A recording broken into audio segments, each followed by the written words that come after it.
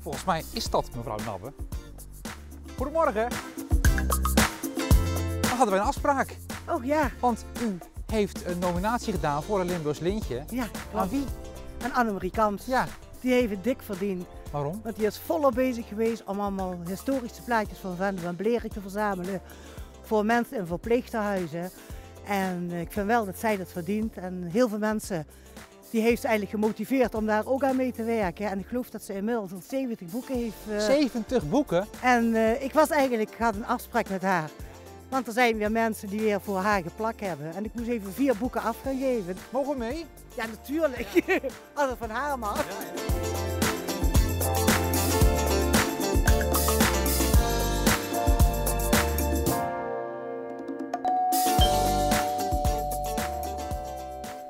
Goedemorgen.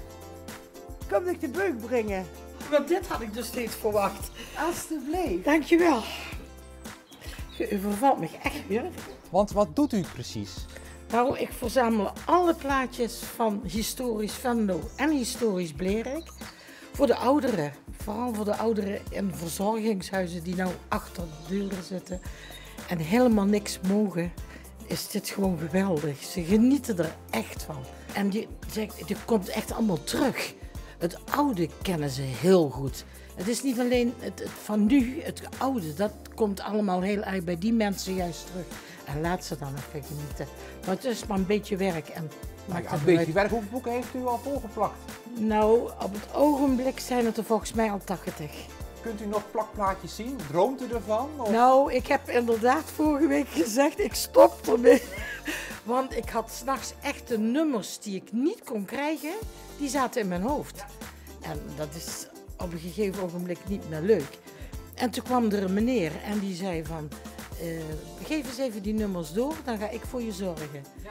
Nou, dus ik heb weer een paar boeken erbij volgekregen. U bent namelijk door mevrouw Nabben, bent u uitgeroepen tot Liefde voor Limburg lintje, heeft u in aanloop naar Koningsdag, omdat u zoveel gedaan heeft voor al die mensen.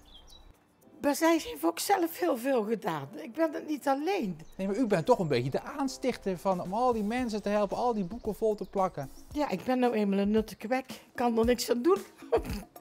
Dan mag u dat lintje op laten doen bij u Dankjewel. en dan mogen we ervan genieten. Dankjewel hoor. Ja.